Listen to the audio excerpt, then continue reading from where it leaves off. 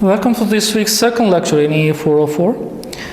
In the last lecture, we have finished the linear systems phase portraits.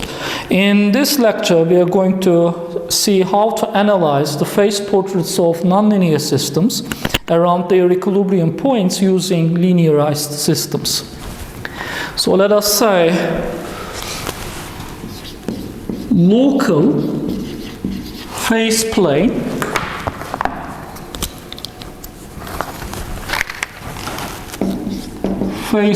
analysis of nonlinear systems around the equilibrium points.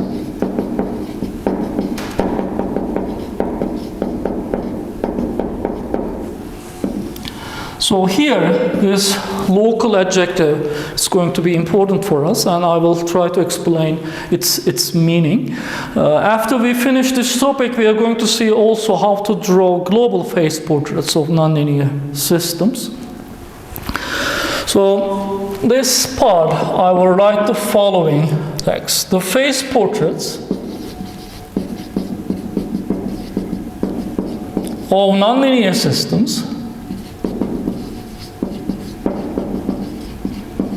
around the equilibrium points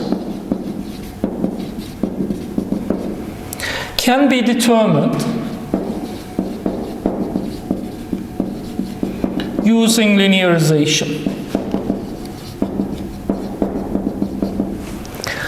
What does this mean? Let me try to explain. So we have suppose that we have a nonlinear system, nonlinear autonomous system.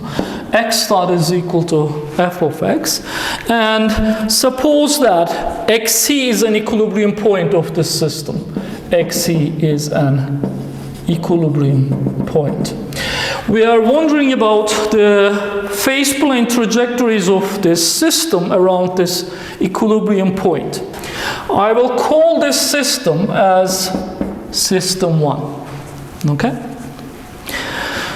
In the earlier lectures, we have also learned about a tool called linearization, and this linearization expresses such system or approximates such a system around an equilibrium point using a linear system.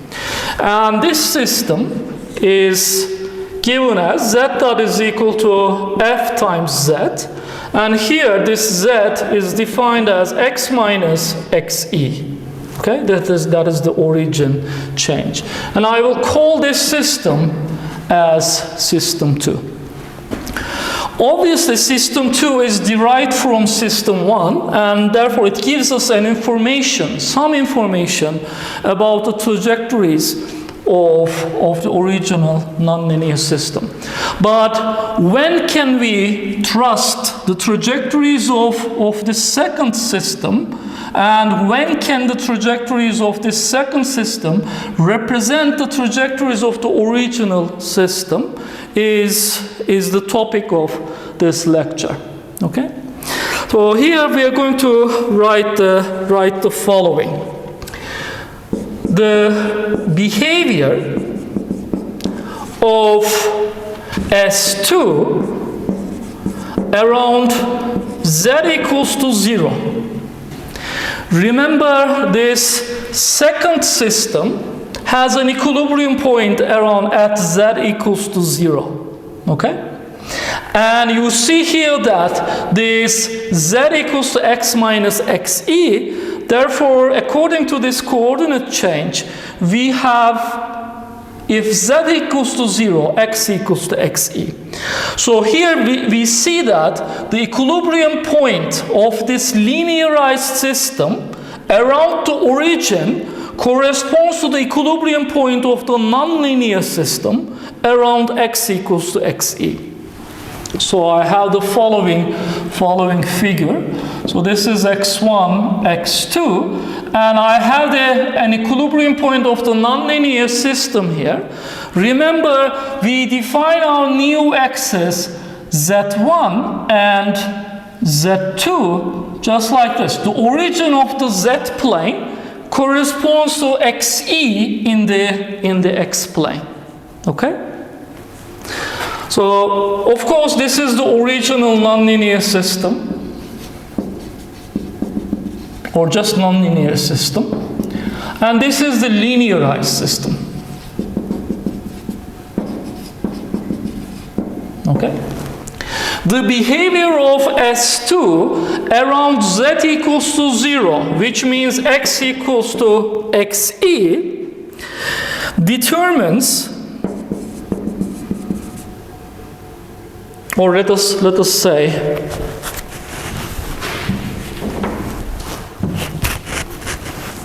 represents the behavior of S1 around x equals to xe if we are going to write some conditions here, and these conditions are going to be related to this F matrix here. Okay? And I have if z equals to 0 or x equals to xe is a node, a saddle point, or just a focus. Okay? Here I will just change this into the following. X equals to represents the behavior of S1 around xe accurately, let us say, accurately if z equals to 0 is a node, a saddle point, a focus for S2. Okay?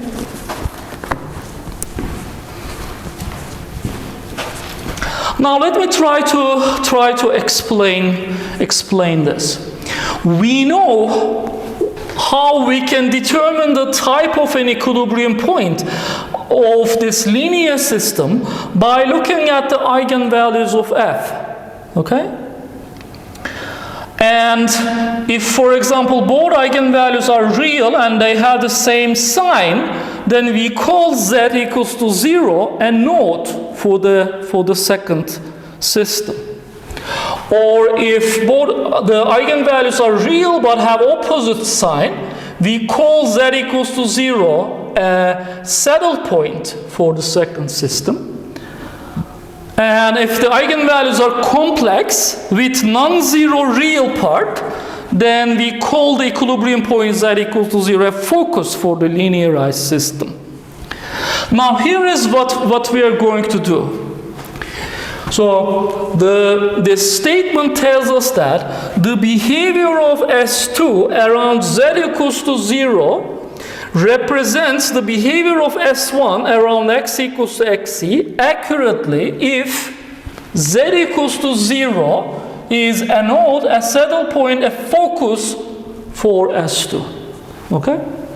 If when I look at the eigenvalues of this matrix, if I see that they are both real and have the same sign, then the behavior of this system is going to be able to represent the behavior of the original nonlinear system in a good way. Okay? Similarly, if I have the real eigenvalues of F and if I have opposite sign, then the behavior of this one will represent the behavior of the original nonlinear system accurately.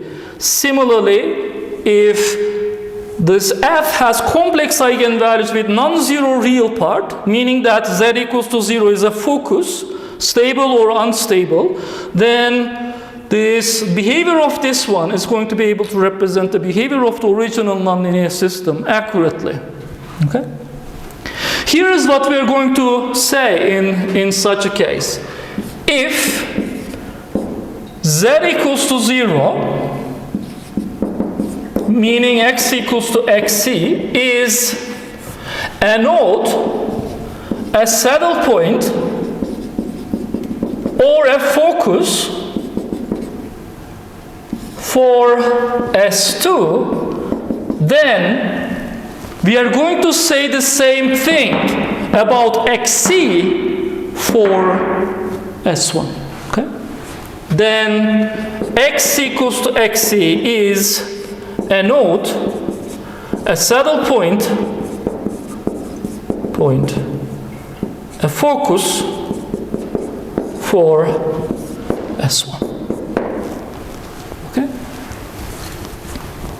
So the type of the equilibrium point of the linear system will be equal to the type of the equilibrium point for the actual nonlinear system if the type of the equilibrium point for the linearized system is a node, a saddle point, or a focus. Okay?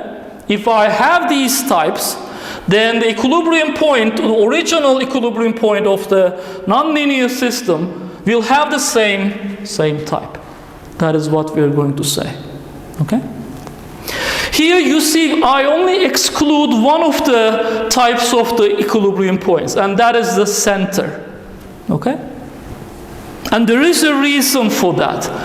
Because in general, if the equilibrium point z equals to 0 is a center for this linearized system, there is not going to be a guarantee that the xc is a center type of equilibrium point for the actual nonlinear system. Okay? So this type of statement is in general not correct for a center type of equilibrium point. So let us write this. If z equals to 0, that means x equals to xe is a center for S2, then there is no conclusion using the linearized system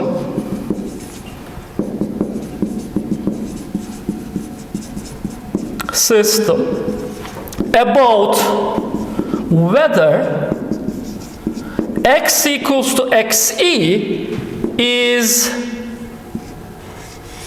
a center or a focus for S1. Okay?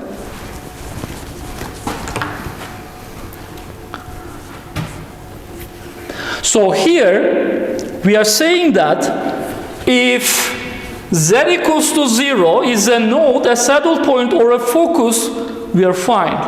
Okay? For the linearized system, if we have a node, a saddle point, or a focus for the linearized system, then the same holds for the corresponding equilibrium point for the nonlinear system. But if z equals to 0 is a center for the system, for the linearized system, then we cannot make a conclusion that x equals to xc is also a center for the original nonlinear system. Okay?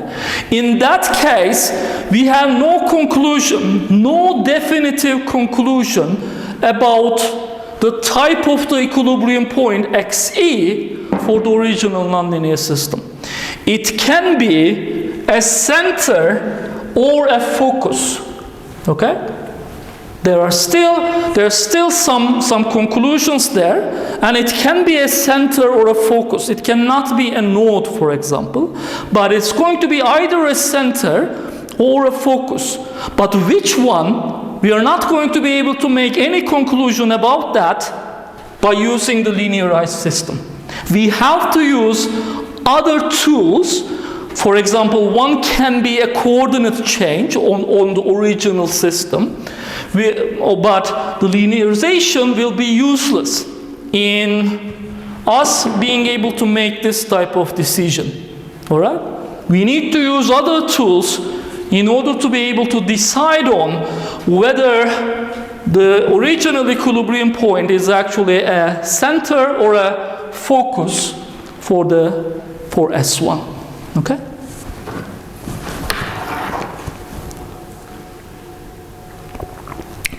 Now, let me try to give you some examples with respect to this. The first thing that I'm going to do is to try to show what this type of analysis would mean in the case of a scalar state system. Okay? So I will assume that x is a scalar, and I will consider some specific examples. All right? So let me try to write this system. So suppose that I have x dot is equal to f of x, okay? And let us say that xc is an equilibrium point of the system, all right? xc is an equilibrium point. In that case, that tells me that f of xc equals to 0, all right? And I know how to linearize such a system. The linearized system is going to, in this case, x is a scalar. Let us say x is in R. Z dot is going to be f times z. And here z is going to be x minus xe. Okay? And I know in that case what this f should be. F would be, it is the del f over del x evaluated at x equals to xc. Okay? So if I show these operations pictorially here on the state space, suppose that this is my state space x, 1D state space, and suppose that this is my equilibrium point xe. Okay? Now let me show this function f of x in the following way. So let me say that f would look like this. All right?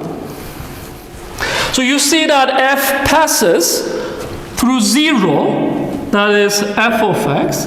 F passes through 0 at x equals to xe. So that means that f has the system x dot is equal to f of x has the equilibrium point xe. All right? Now I would like to concentrate in a small region around this equilibrium point. Okay? That is what local phase plane analysis would mean. We are concentrating around the equilibrium points. Okay? Why do we do that? Because if I try to approximate this function around the equilibrium point with a line, that line is going to be an accurate representation of this nonlinear function only in a small region around this equilibrium point. Okay? So we see that the derivative of f at xc is positive. Okay? And if I want to linearize this system, what I do is to find an f, which is the slope of this function at the equilibrium point. Okay? So with red here, I show the approximating linear function.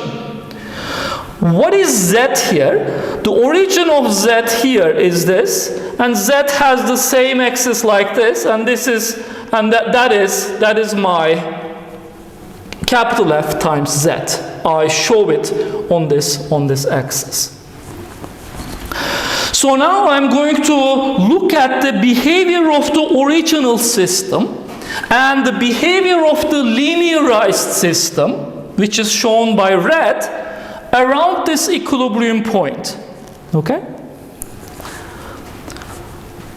Obviously, exactly at the equilibrium point, if I start the original nonlinear system, the state will remain there because f of x is equal to 0 there and x dot is going to be equal to 0. That is similar for the linearized system. Okay? If I start the system at z equals to 0, this system is going to give me z dot is equal to 0 and it's going to remain there. What about the behavior in a small neighborhood except for the equilibrium point? Okay? If I start the original system somewhere here to the right of the equilibrium point, I see that f is positive there. F of x is positive there. Okay? That means that the x star is going to be positive and the state is going to move to the right. Okay? What about to the left of the equilibrium point? The original system, if I start the original system here at somewhere to the left of the equilibrium point, I see that here I would have f of x negative. That means that x is going to decrease because x star is negative. Okay? So you see that the original system diverges away from the equilibrium point in a small neighborhood of the equilibrium point. Okay? What about the linearized system? So here, if you look at the linearized system, if I start the linearized system somewhere here to the right of its equilibrium point, I see that this line, this red line is positive there. So the system is going to move to the right. Similarly, to the left of the equilibrium point, the arrow is going to be pointing to the left. So you see that here, the behaviors of the nonlinear system, original system, which is shown with black color, is matching the behavior of the linearized system, which is shown with red, around the equilibrium point, in a small neighborhood around the equilibrium point. Do we have a perfect match? So for that, I need to do something like this. Suppose that this f continues and it does something fancy here, like this. Okay? So you see that here, the linearized system continues forever with this same behavior. If I start the linearized system to the right of its equilibrium point, it diverges away. The state diverges away from the equilibrium point. And if I start the linearized system, red one, to the left of the equilibrium point, state diverges to the left, and in the other case to the right. All right? But what about the actual nonlinear system? I see here that if I start the nonlinear system somewhere to the right of the equilibrium point, I see that the state diverges away from the equilibrium point, but it's going to reach another equilibrium point and it will remain there. You see that for the linearized system, this divergence is forever. States are going to diverge from the equilibrium point forever. They are going to go to the plus infinity and minus infinity with different initial conditions. But you see that for the actual nonlinear system, the divergence behavior is only local. Okay? Because when it starts to diverge here, it's going to go to the next equilibrium point and it's going to remain there. So we see that the divergence behavior is only local for the nonlinear system. Why is this so? Because this linearization is only a valid approximation when we are very close to the equilibrium point. You see that this red line cannot really approximate this black curve accurately when we are far away from the equilibrium point. Okay? So that is why our conclusions here are only local conclusions. And in this case, we make the conclusion that when we have a linearized system and when f is non-zero, the behavior of the nonlinear system will be accurately represented by its linearization, its linearized version. In this case, f was non-zero. Okay? Now I'm going to repeat the same thing for actually, so this was a positive f. Okay? The slope is positive here. Now let me try to show the same thing with negative f. Okay? So I have here my state space, and I have here my f of x. Now think about another function that has this type of passing here. This is my f, and this is my xe. All right? And I can draw the approximation here like this. All right? That is the linearized system around the equilibrium point. And we see that the slope at the equilibrium point of f is, in this case, negative. So in this case, f is smaller than 0. Now let me try to show you the behaviors of the actual nonlinear system and the linearized system. At the equilibrium points, they are the same, okay, as before. But if I start the actual nonlinear system to the left of the equilibrium point, then I see that f is positive there. So the actual nonlinear system is going to move towards the equilibrium point if I start it somewhere here. The actual nonlinear system is going to move to the left because f is negative when I start it to the right of the equilibrium point. What about the linearized system? You see that the linearized system does the same. Okay?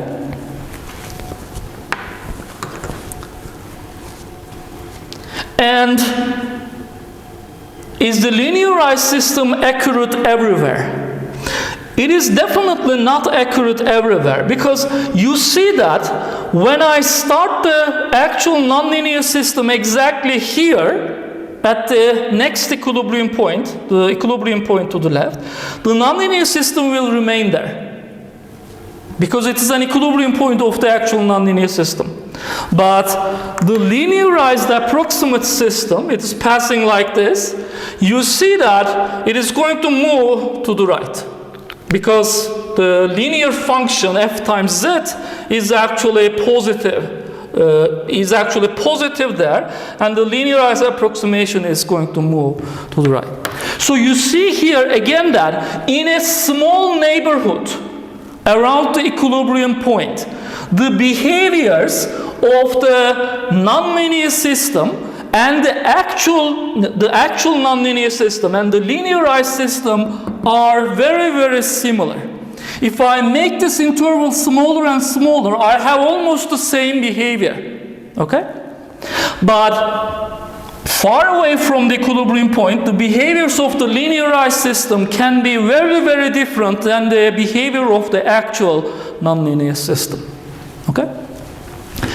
In both of these cases, f was non-zero, and in one of them I have positive f, and in the other one I had negative f. Now I would like to show you a case where this f is exactly equal to 0. Okay?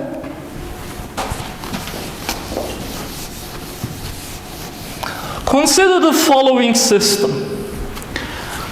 X dot is equal to minus x cubed. Okay? I have this system.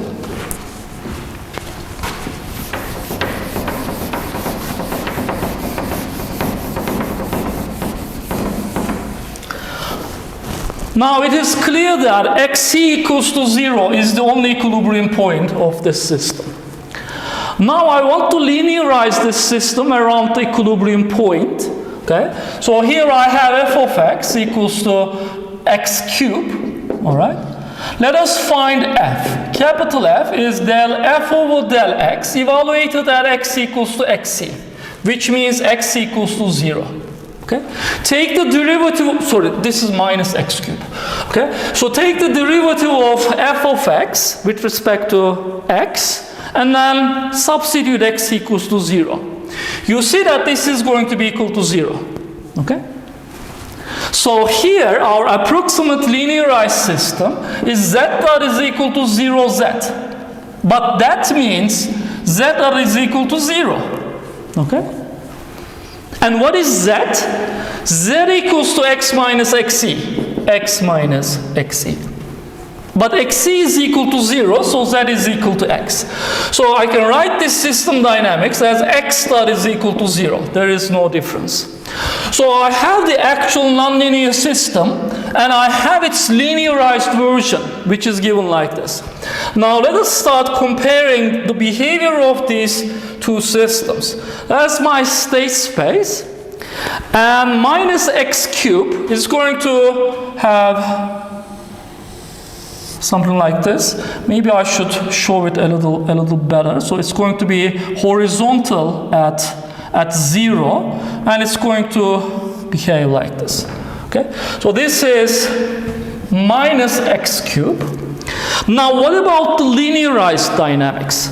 The linearized dynamics is capital F is equal to 0, 0 times x. So it is just this function, 0 times z.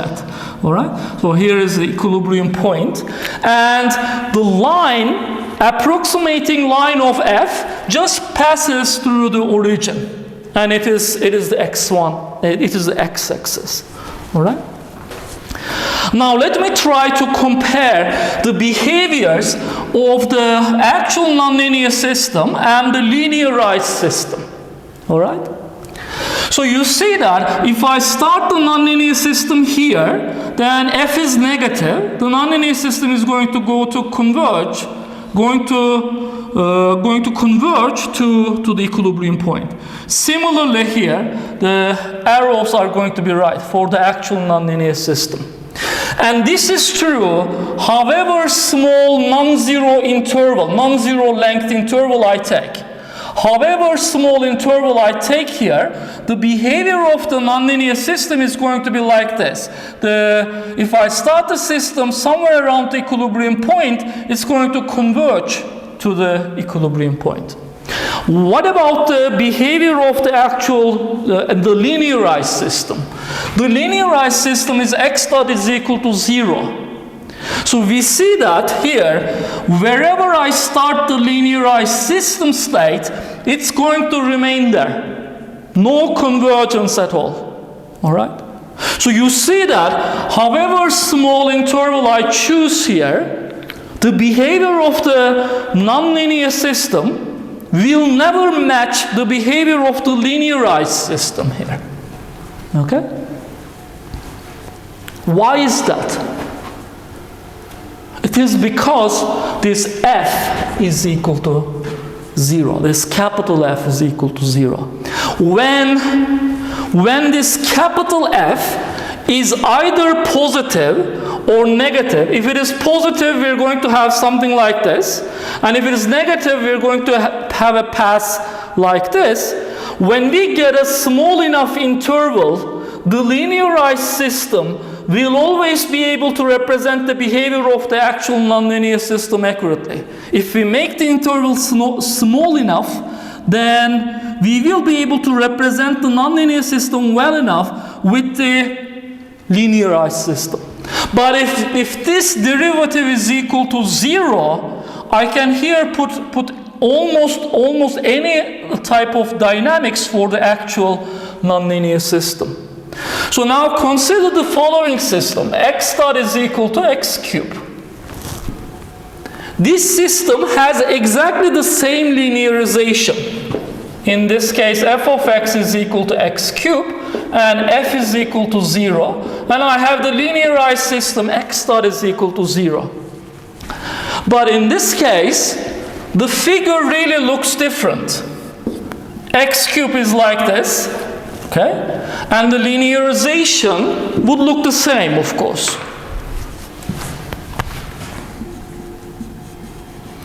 And in this case, you see that the nonlinear system diverges away from the equilibrium point, but the linearized system remains where it is because it's the system x dot is equal to 0.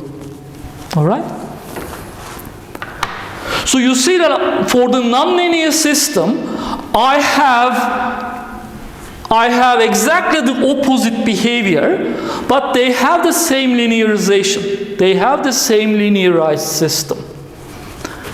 This is happening because of the fact that capital F is equal to 0 for this example.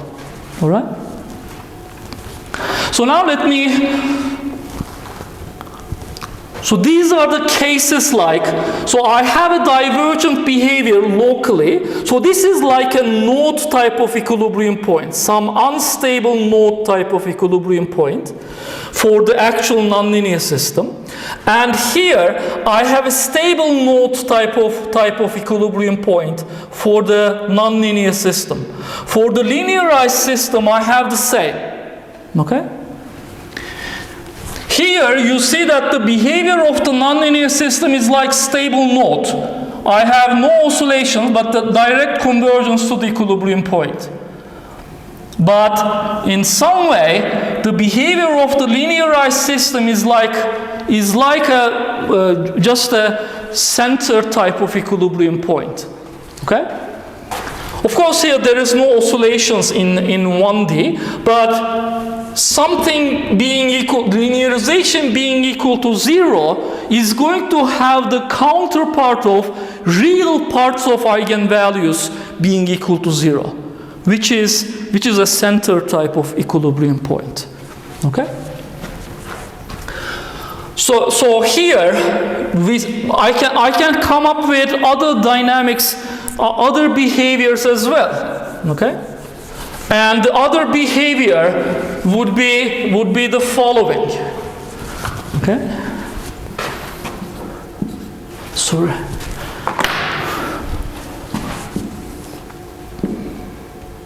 I can have x dot is equal to x squared. And you see that the linearized system is again at the origin, x dot is equal to 0.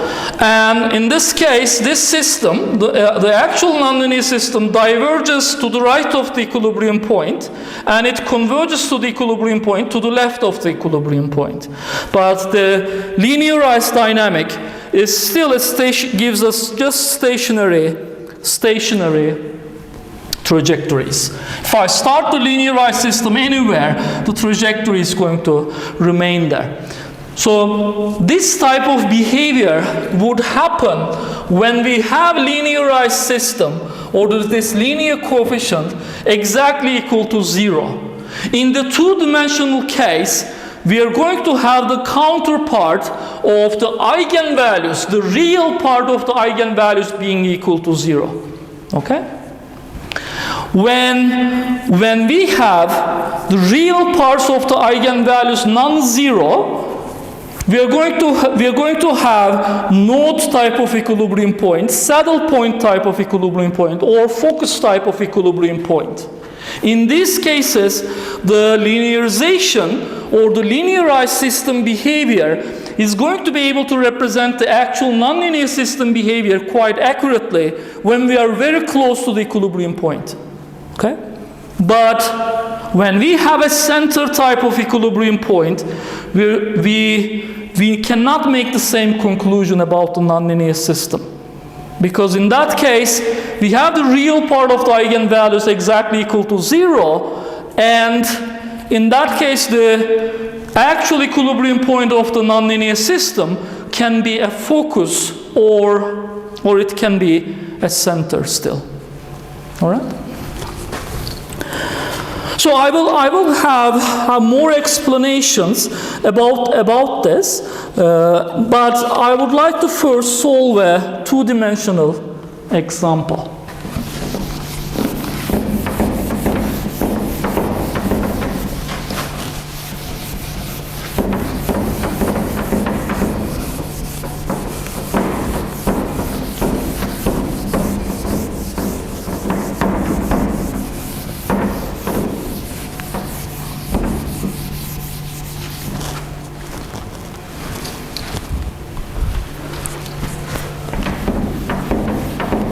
Sorry for this.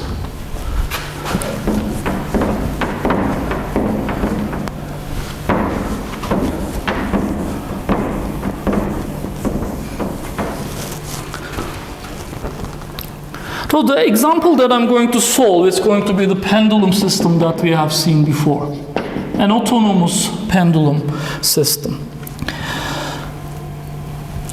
So I have the pivot point and I have the pendulum here with the force mg acting on the pendulum. I have the angle theta and I have the length L here. The state of the pendulum, we define it as theta and theta dot, and these are x1 and x2 respectively. And the pendulum equations are x1 dot is equal to x2, and x2 dot is equal to minus mgl over j sine x1 minus b over j, and I have x2 here. Here I don't want to deal with these unknown coefficients here. That is why I'm going to assume that mgl over j, let us say that it's 4, and let us say b over j is equal to 3. Okay? In that case, my state space equations turn into this. x1 dot is equal to x2, and x2 dot is equal to minus 4 sine x1 minus 3 x2. Okay? We know that the pendulum system has actually two equilibrium points, two unique equilibrium points. These are xc1 is equal to 0, 0, the downward equilibrium point of the pendulum, and xc2 is equal to pi 0. Now what we would like to do is to draw the trajectories or local phase plane trajectories of the pendulum around these equilibrium points. Okay? For that, I'm going to calculate the Jacobian matrix for this state space model here. Let us calculate del f over del x. It's going to be 0, 1. And I have here, take the derivative, I have minus 4 cosine x1 and minus 3 here. So now let me work on the first equilibrium point. The first equilibrium point, I will have z equals to x minus xe1, and xe1 is 0, therefore I have the state z equals to x. The new coordinates are equal to the old coordinates. All right? Now I have x dot is equal to f1 times x for the first equilibrium point, and f1 is nothing but the Jacobian evaluated at the equilibrium point. And f1 here is, I have 0, 1, and substitute 0 here, I have minus 4 and minus 3. Okay? So the dynamics here is that x dot is equal to 0, 1, minus 4, minus 3 times x. If I write these equations in the long form, I can have x1 dot is equal to x2. So you see that the first equation doesn't change at all. It is already linear and it doesn't change. And x2 dot is equal to minus 4x1 minus 3x2. You see that in the second equation, this part didn't change either because it was linear, but this part changed. So you see that here in the linearization of the first equilibrium point, around the first equilibrium point, we just replace sine x1 with x1. Okay? We see that the sine function would be behaving like this. Here this point is pi, this point is 0. And I have something like this. And we see that here, sine x1, when we are very close to the equilibrium point, when x1 is around 0, we see that, so this is sine x1. When x1 is around 0, a very good approximation for the sine function is sine x1 is equal to x1. So that is what linearization is doing to this system, and that is my linearized system here. All right?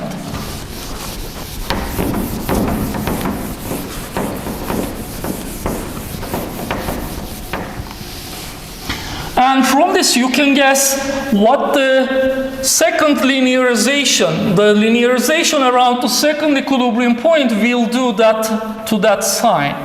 Okay?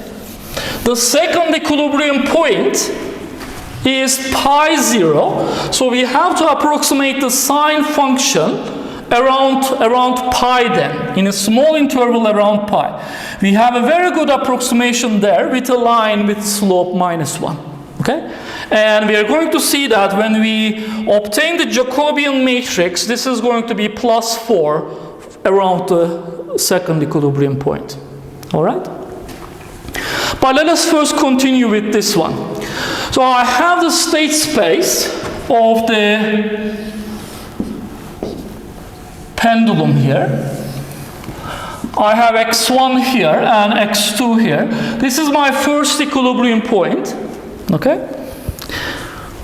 And I would like to actually mark the first equilibrium point is xe1 and this is xe2 and this point is just pi.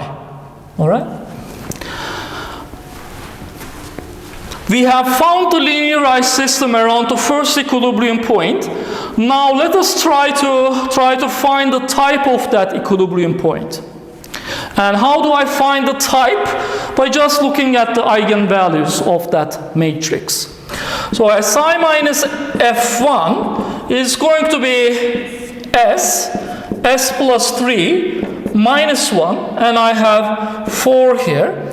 And then the characteristic polynomial d1 of S around the first equilibrium point is S squared plus 3S plus 4.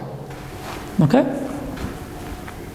And if I find the eigenvalues corresponding to this polynomial that is equal to 0, it's going to be minus 3 plus minus, I have square root b squared minus 4ac, and I would have 7 here. And I would have j divided by 2.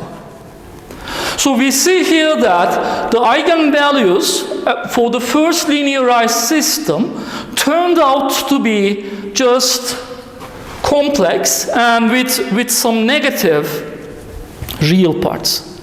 What does it mean for the equilibrium point of the linearized system? What is its type? Its type is clearly stable focus. Okay?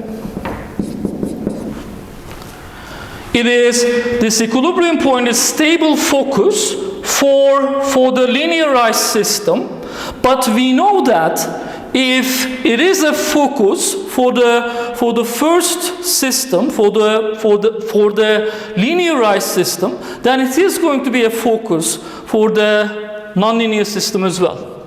Stable focus for linearized system.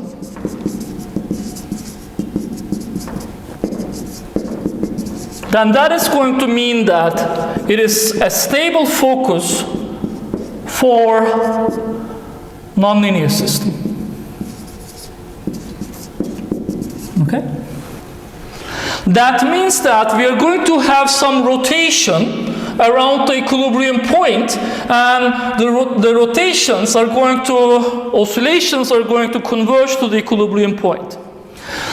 But is it that what we observe for the actual physical nonlinear system?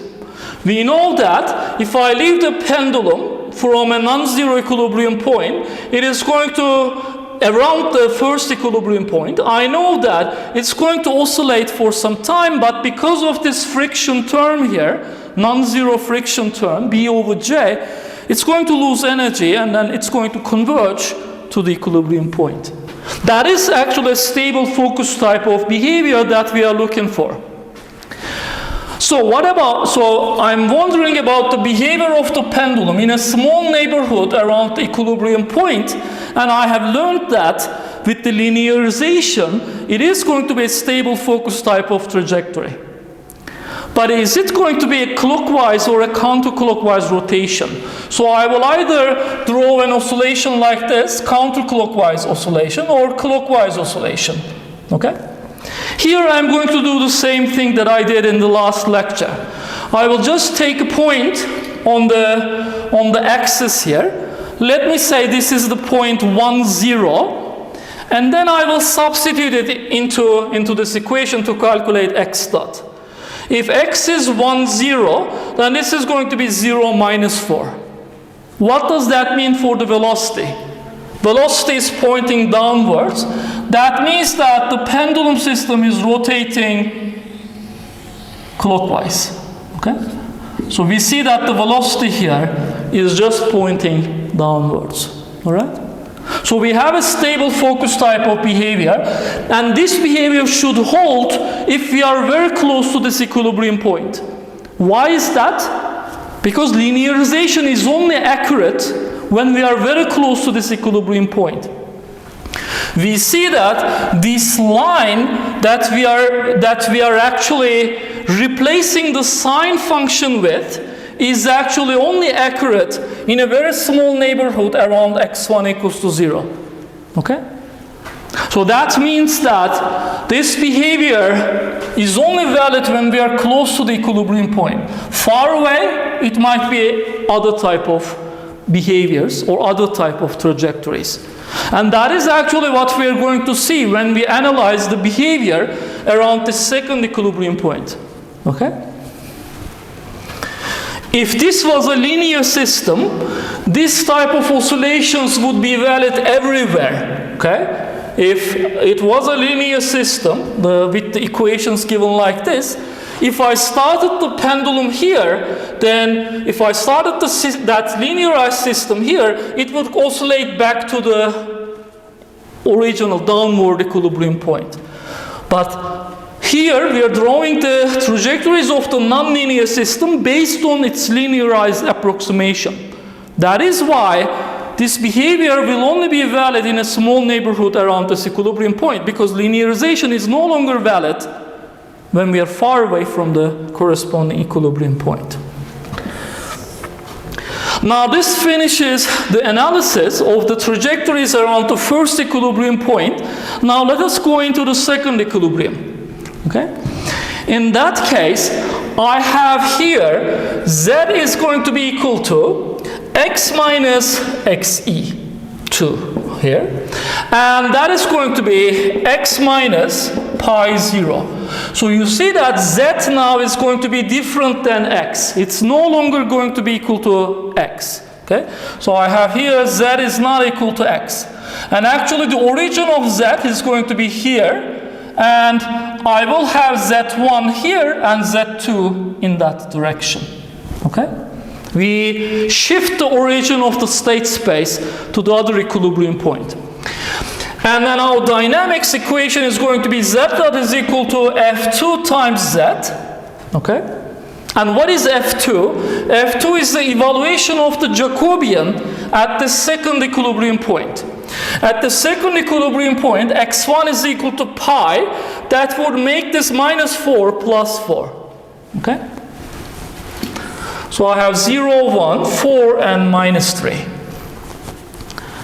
Now let me try to, so what we are going to do is to find the eigenvalues and of this matrix. So it's going to be Si minus F2, and it is going to be S plus 3, minus 1, minus 4. And d2 of s, the characteristic polynomial around the second equilibrium point of the linearized system, it's going to be s squared plus 3s and minus 4.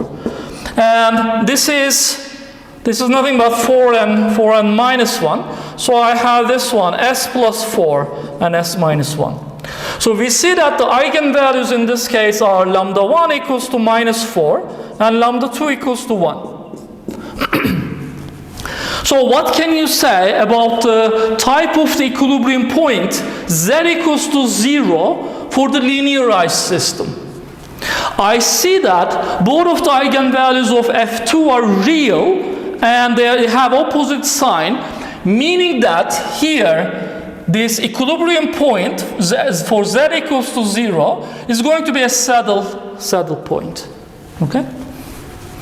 And if it is a saddle point, then I can try to draw the trajectories by finding the eigenvectors corresponding to the eigenvalues. The first thing that I'm going to do is to find the eigenvector corresponding to lambda 1 equals to minus 4. It is going to be a plus 4 identity. Sorry, this is going to be F2. F2 plus 4 identity is going to be add 4 to the diagonal elements here. 4, 1, 4, 1. And you see that the first eigenvector is going to be 1 and minus 4. I will draw that eigenvector, the line corresponding to that eigenvector, onto Z1, Z2 plane. It is going to be 1 here and minus 4 in the other direction. So plus 4 in the other direction, so minus 4. So the first eigenvector is going to be looking like this. So it is going to be a line passing through here. And what about the motion on that line? It is going to be the corresponding eigenvalue is minus 4. That means that the motion on that line would be converging towards the equilibrium point. Okay? And what about the second eigenvector? The second eigenvalue is 1. F2 minus identity is going to be subtract 1 from the diagonal elements there. Minus 1, minus 4, 4, and I have 1 here. You see that the second eigenvector is 1, 1. So I'm going to draw it here. It is going to be looking like this. And the motion on that eigenvector, on that line, would be diverging away because the corresponding eigenvalue is positive. All right? And this is a saddle point type of equilibrium point, meaning that I have the trajectories like this. All right?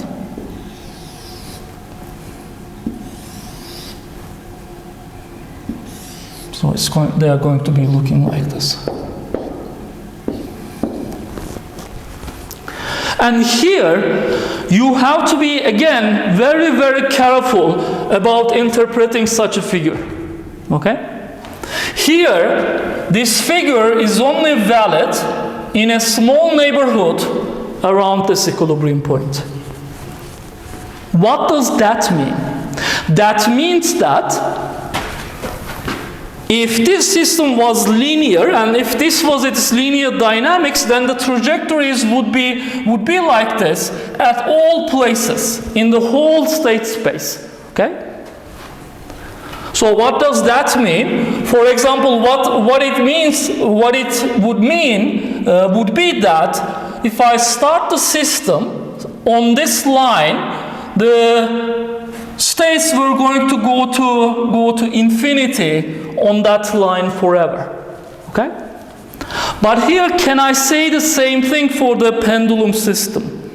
Definitely I cannot say, because I know that if I start the pendulum here with positive velocity and with some initial position, I know that it's not going to go to infinity.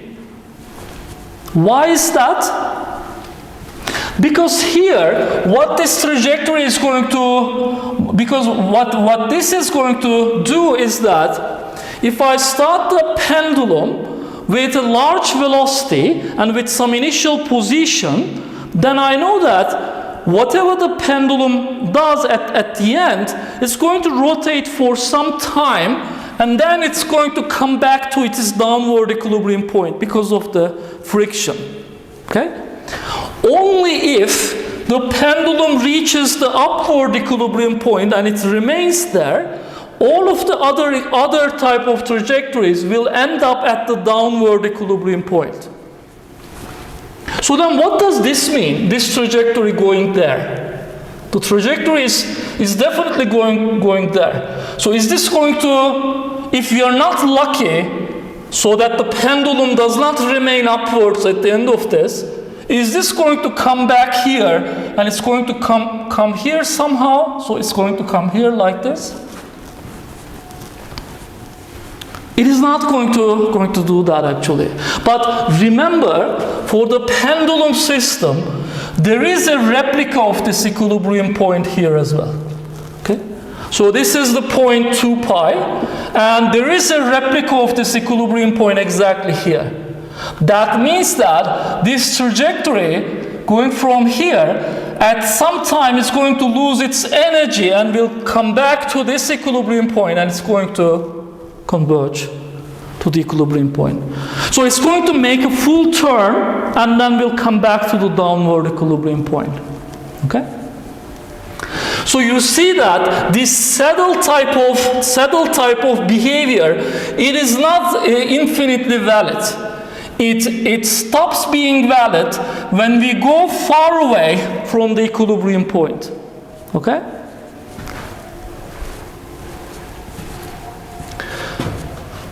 So similarly, there are actually trajectories.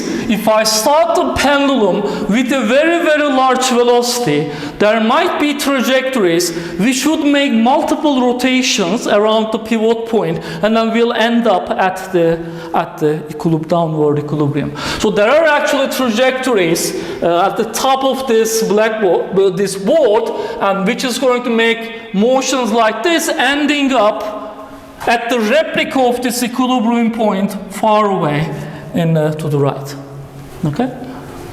But you see that this type of motion is valid in a small neighborhood around the equilibrium point.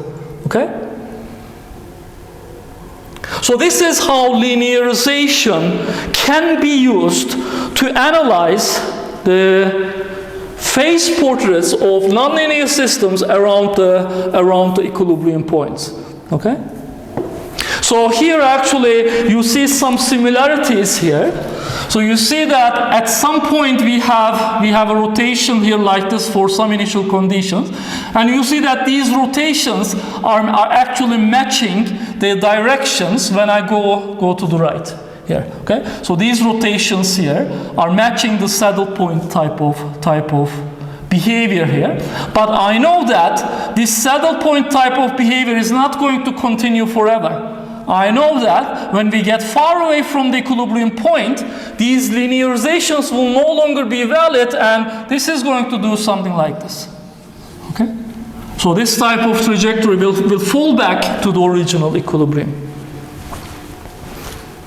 Okay? So this was the example that shows that linearization gives us some information about the trajectories of nonlinear systems when we are close to the equilibrium points. That means some local information. Okay? So this type of figures are only valid locally around the equilibrium points, and they're wrong when we are far away from the equilibrium points. This is a local phase plane analysis of nonlinear systems using their linearized approximations. All right?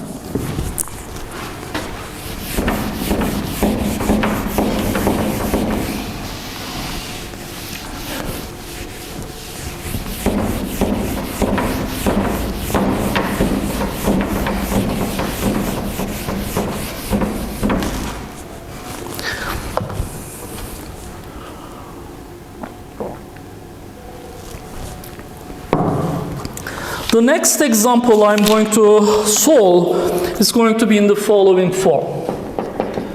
Let us say example. x1 dot is equal to minus x2 minus mu x1 square plus x2 square. And I have x2 dot is equal to x1 minus mu x1 square plus x2 square. Okay? And the task is to analyze the trajectories of this system around its equilibrium points. So let me try to find the equilibrium points of this system. Equate the right-hand side to 0. Then the first equation is going to give me mu x1 square plus x2 square is equal to, I have minus x2. And the second equation being equal to, second right-hand side being equal to 0 is going to give me the following. Mu x1 square plus x2 square is equal to x1. Okay? Now I want to find all of the equilibrium points. Well, what I'm going to do is to multiply the first equation with, let me say, x1, and multiply the second equation with x2, and then sum them. So I would have here mu x1 square and minus x1 x2 here, and I would have here mu x2 square and I would have x1 x2 here. So when I sum these, the right hand side, it's going to give me 0. The left hand side is going to be x1 square plus x2 square parentheses in mu parentheses x1 square plus x2 square. So this is going to give me mu x1 square plus x2 square. Square is equal to 0. Now, of course, here the mu can be equal to 0. I don't want that possibility. Let me say mu is positive. Okay? Meaning that the only possibility for an equilibrium point is that x1 square plus x2 square is equal to 0, and that gives me the only equilibrium point of the system at the origin. Okay? And I would like to investigate the trajectories of this system around the equilibrium point. Now I can say the equilibrium point using linearization. Let me write this above. So I have mu is larger than 0. Now I will calculate the Jacobian of the system around the equilibrium point. So this is minus x2 minus mu x1 cube and minus mu x1 x2 square. And this is x1 minus mu x2 x1 square minus mu x2 square. Now I can calculate the Jacobian del f over del x. This is going to be derivative of f1 with respect to x1 minus 3 mu x1 square and minus mu x2 square. Derivative of f1 with respect to x2 minus 1, and I have minus 2 mu x1 x2. Derivative of x2 with respect to x1, 1 minus 2 mu x1 x2. And derivative of f2 with respect to x2 is minus mu x1 square minus 2 mu. This is x2 cube. Yes. And minus 3 mu x2 square. It's not going to matter much, but because I will substitute x1 and x2 equals to 0. All right? So here, let me substitute x1 and x2 is equal to 0. This is del f over del x, and that is evaluated at x equals to 0, 0. And when I substitute it, I get 0 minus 1, 1 and 0 here. Okay?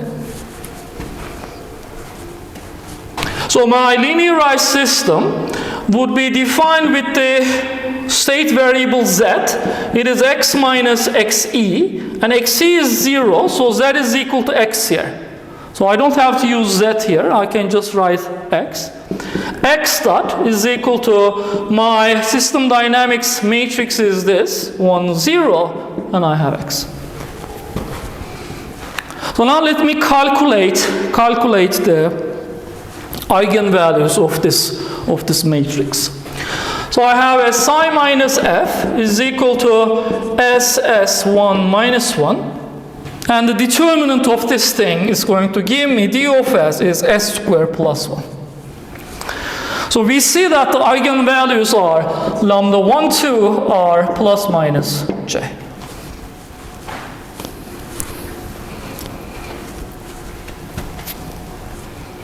So what do you say in this case? What is the type of the equilibrium point?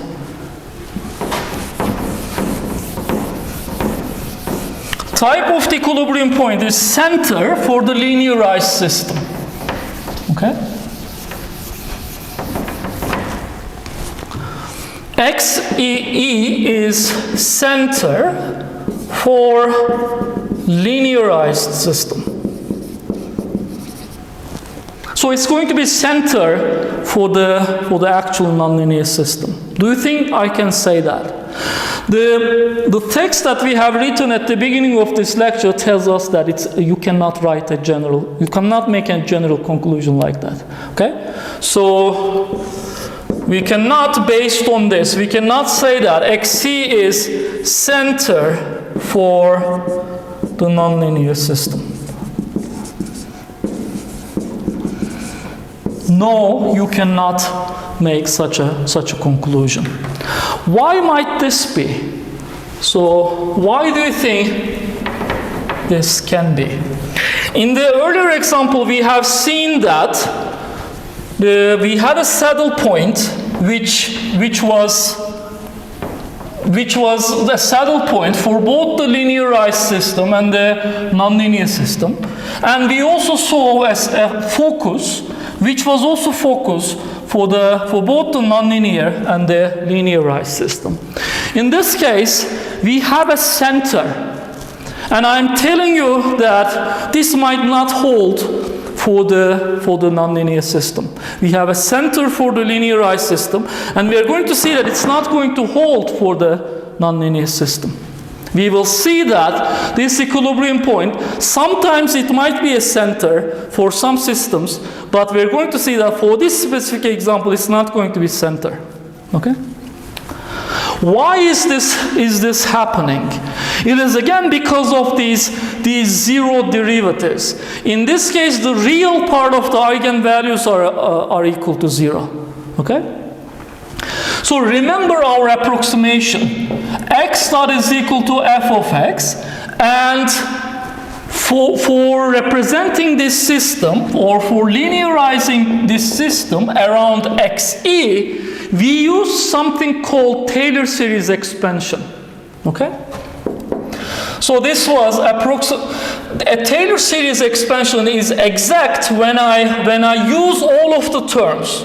So this is f of xe plus f prime of xe. I'm writing the scalar case here, okay? Times x minus xe plus f double prime of xe divided by 2 x minus xe square plus there are some higher order terms. Okay? This square is here. So I know that this is 0. Okay?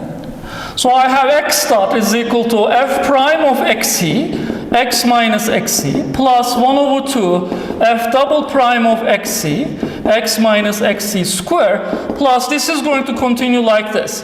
1 over 6 f triple prime of xe, x minus xe cube.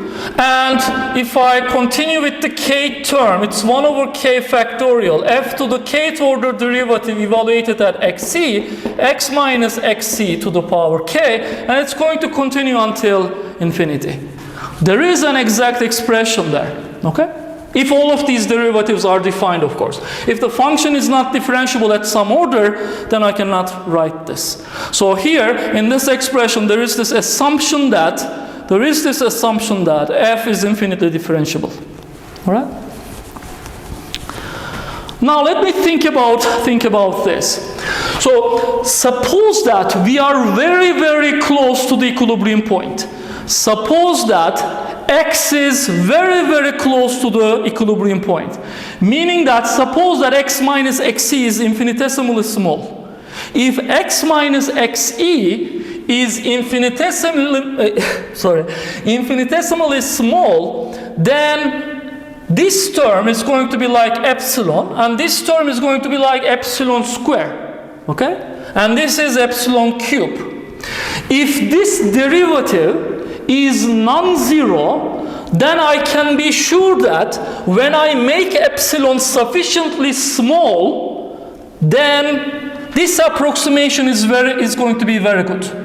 If f prime of xe is non-zero, then by approaching the equilibrium point sufficiently close, then the approximation is going to be very, very good.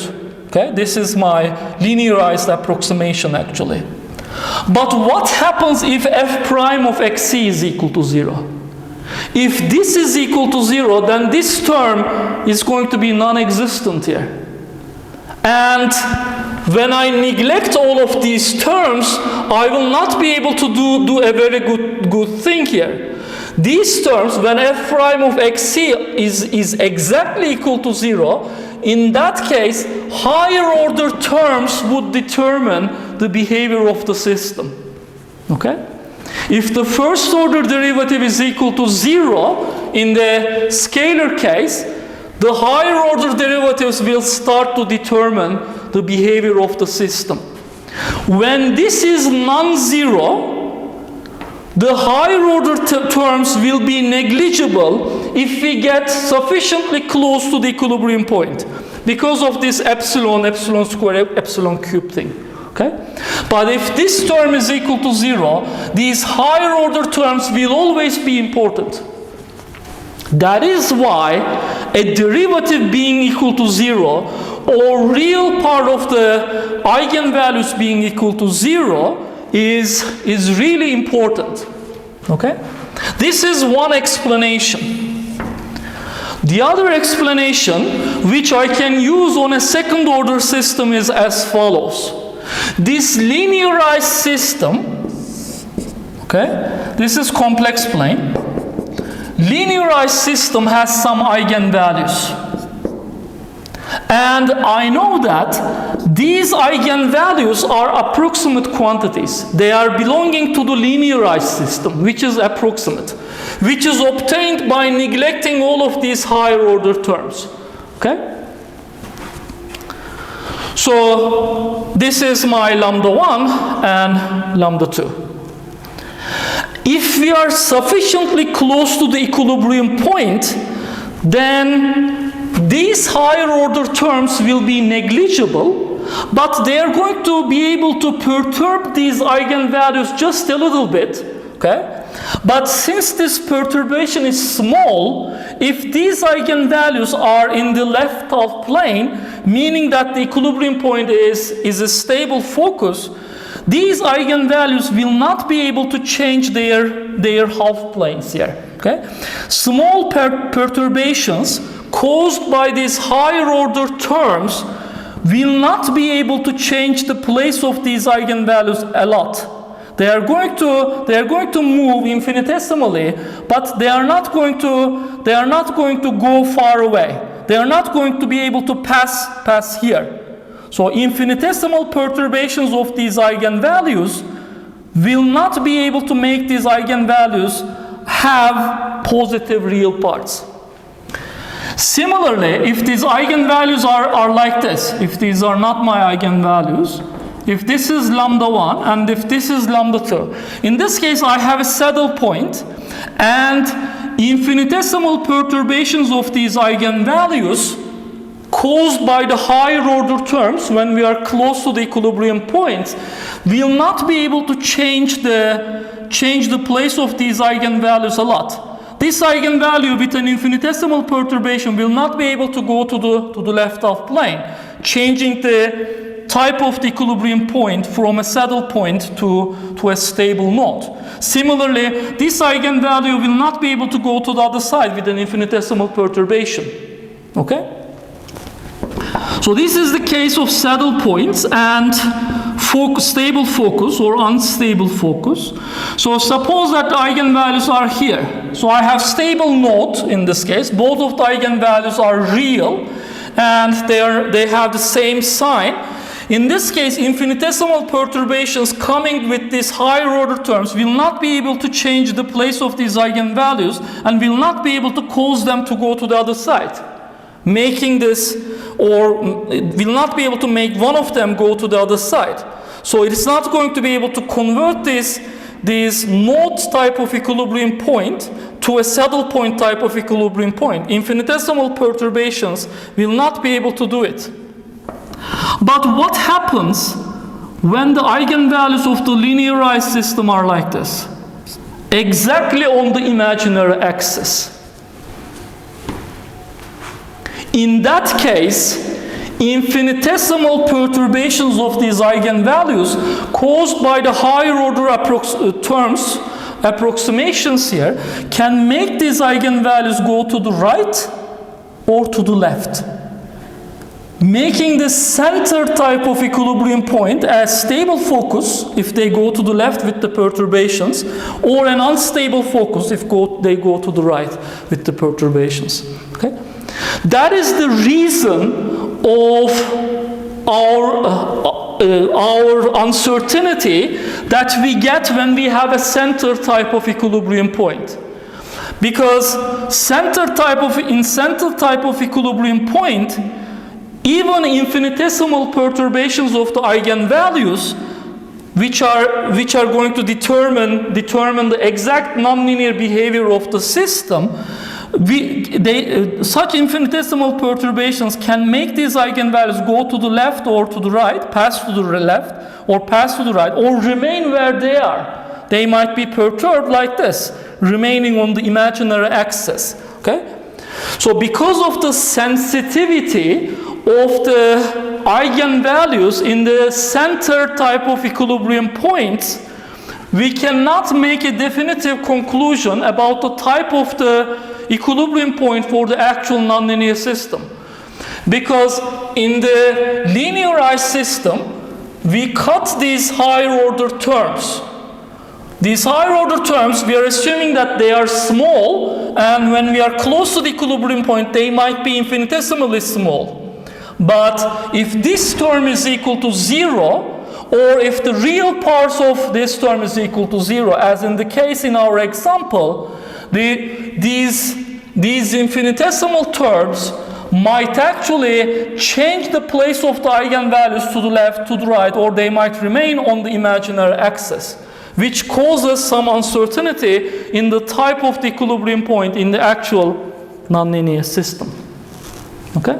So this type of perturbation type of viewpoint can make you understand actually why we might have different types of equilibrium points in the nonlinear system when we have a center in the linearized system. Okay? So here so here what can we say for this example? There are three possibilities. We have seen that XC is a center for the linearized system. Definitely I cannot make a conclusion like this using linearization. There are three possibilities. XC can be first a center if these terms perturb these eigenvalues such that the eigenvalues remain on the imaginary axis. In the actual the nonlinear system doesn't have, of course, any eigenvalues or anything similar. Here, this is just an interpretation. All right? Just a way of thinking. The nonlinear system does not have any eigenvalues or eigenvectors to talk about. Okay? Only the linearized system, for the linearized system, we can talk about such quantities. All right? But this is just a way of interpretation. I'm thinking that the nonlinear system hypothetically has some eigenvalues, and these are going to be the perturbation of these eigenvalues of the linearized system. Okay? So these perturbations are caused by these neglected terms here.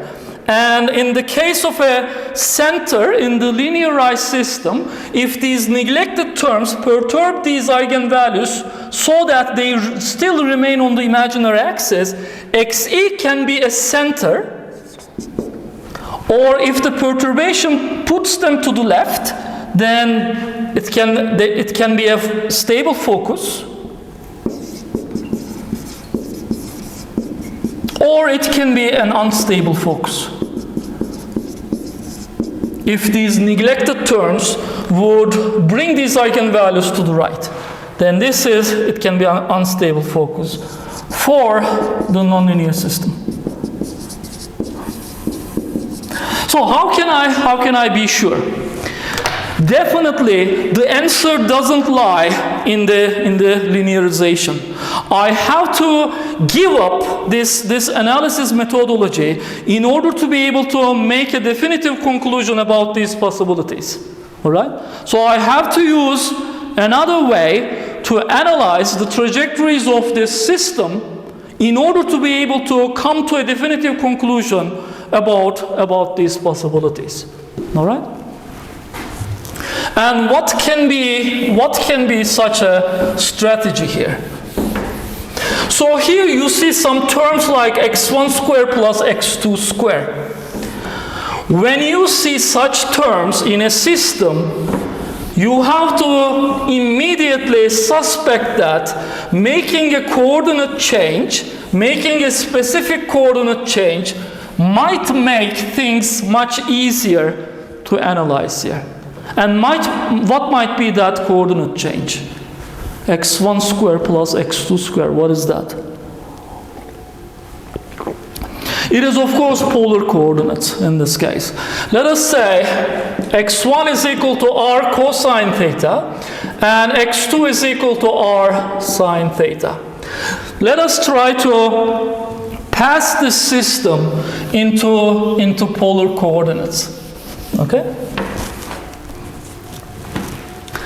So here x1 dot is, I will do this. I have already exceeded my time quite a lot, but I will do this quite quickly. I have already taught you in the last lectures how to change the system into polar coordinates, so I will do this a little bit quicker than usual. So this is r dot cosine theta minus r.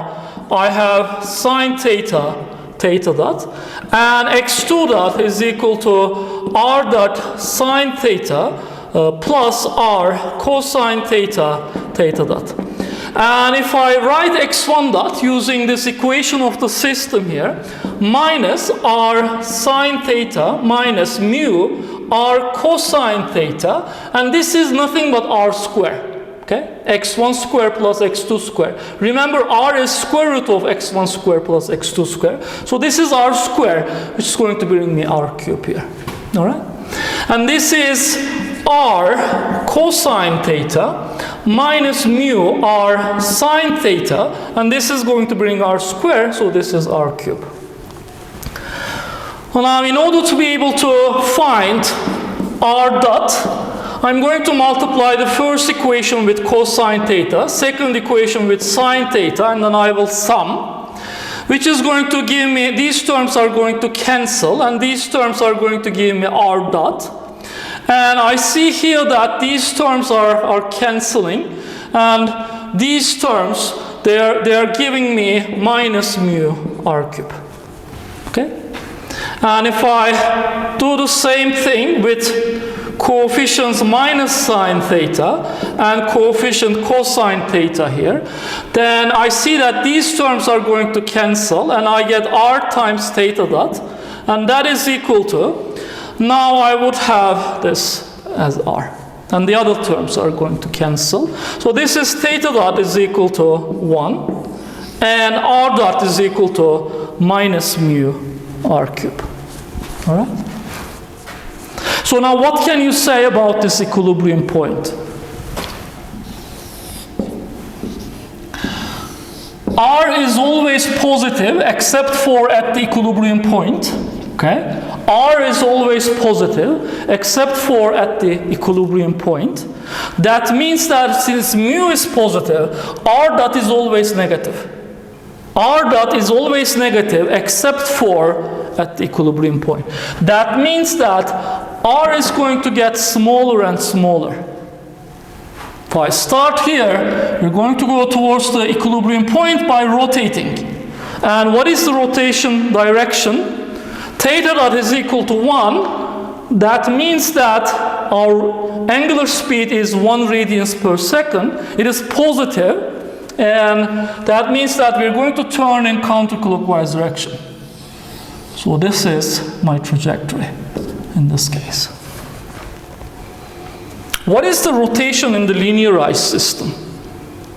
So here theta dot is omega. Omega is 1 radian per second. In the linearized system, what was the angular speed? It is just the imaginary part of the eigenvalues there. So the eigenvalues were lambda 1, 2 is equal to plus minus j1. okay, for this system. What was the direction of rotation for the linearized system? If I take 1, 0 here as my initial point, multiply 1, 0 with this A matrix, that is going to give you 0, 1, meaning that the velocity is here. But you see that in the actual system, the velocity at such a point is also pointing upwards. All right?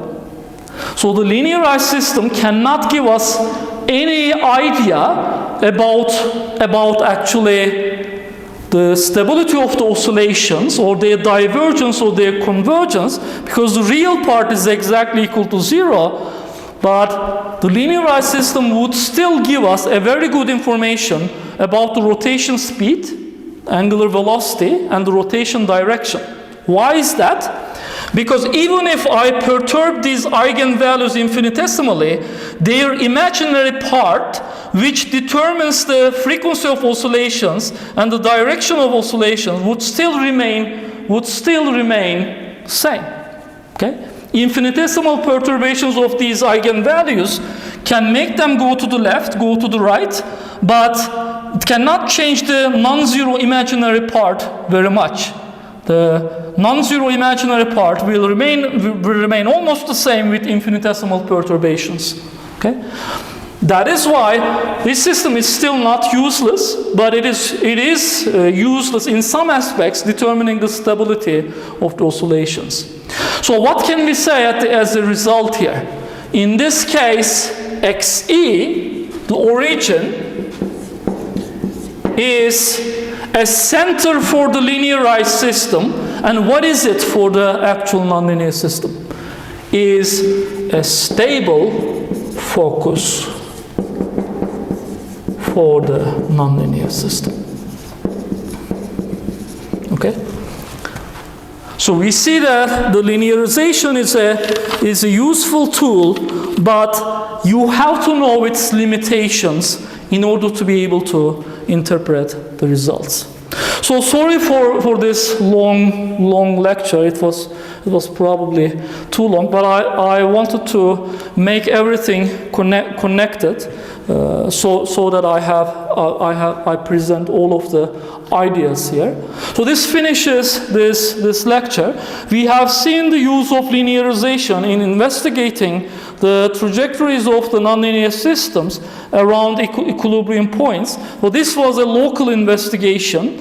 In the next lecture, we are going to see the investigation of the global phase portraits of nonlinear systems, and in that case, we will be able to see that for some very simple nonlinear systems, we will be able to investigate the trajectories of the systems everywhere in the state space, not only locally around the equilibrium points. Okay, so this completes this lecture. Thank you for tolerating me for this long, but that's all for this one. Thank you.